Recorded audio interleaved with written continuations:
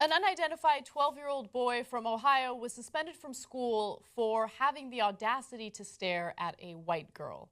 Now, this black student apparently was involved in a staring contest with the girl in class, and it's something that a lot of young people do, right? And it turns out that he got suspended for intimidating the girl. The unidentified student was suspended from a private Catholic school in September of last year after school officials say he intimidated his classmate. He said, "I never knew she was scared because she was laughing. I understand I done the wrong thing. That will never happen again. I will start to think before I do so. I am not in this situation." Okay, so the mom was outraged that her son got suspended, so she decided to take this to court. She appealed the suspension, went all the way to a court in Ohio, and the court has decided to uphold the suspension. Part of the reason why she wanted to take this to court is because she wanted the suspension taken off of his record. I mean, I got news for you. It's not going to have a huge impact on his record, but still. I remember they used to scare us in high school. This will go on your permanent record. I remember that too. And then I found out through college admissions people that I met later, there's no permanent record. Like, that's just, like, because I was worried not like permanent record, like when you're 47 years old, somebody's like, "Ooh, I see you got suspended," right?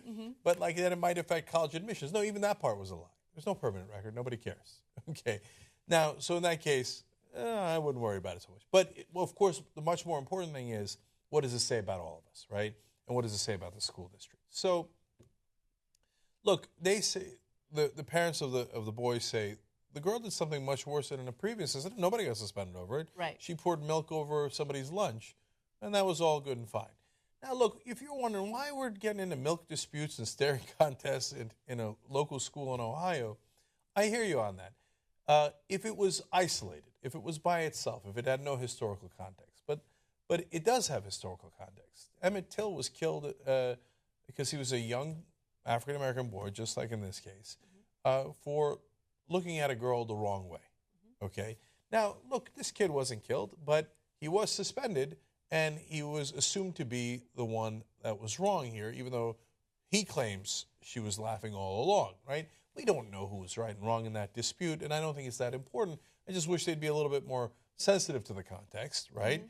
And so, and remember, every time a black person, including young black men, were accused of looking at a white woman the wrong way, there'd be enormous pressure on that white woman, even if she was looking back, even if she was being playful or whatever the situation might be at that time, to say, "Oh, no, it was his fault. I wasn't encouraging it. I wasn't encouraging it," right? He looked at me the wrong way. And then, of course, you would have severe consequences for black people in this country for looking at white people the wrong way. Is this what the teachers and the administrators at this school are spending all their time on? Really? Deciding whether or not someone looking at someone else, a student looking at another student, is, quote, intimidating? This is beyond ridiculous, okay? So here's what happens if you are a level-headed, non-ignorant teacher, okay? You go to both the students and you tell them, "You know what, we're in class, no staring contest, I'm going to let you off with a warning this time. If it happens again, you'll be in trouble." That's what a normal teacher does, right?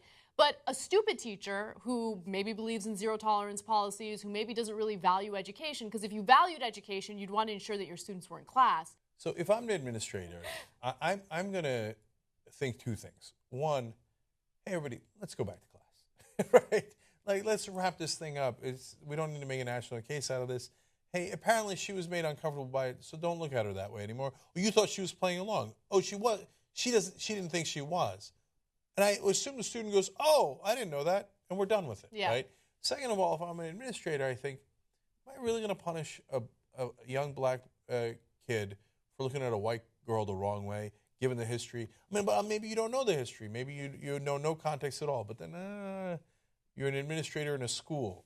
You should probably know that history a little bit, because it happened a lot in this country and had terrible consequences. I wouldn't want to be part of that history, right? Even if it's just a suspension nowadays. So I'd just be a little bit more cognizant of my surroundings if I was an educator. My personal bias here is also involved in this story, because I have been accused in the past of intimidating other students when I was in school by the very fact that I was loud and insistent upon my opinion. Okay?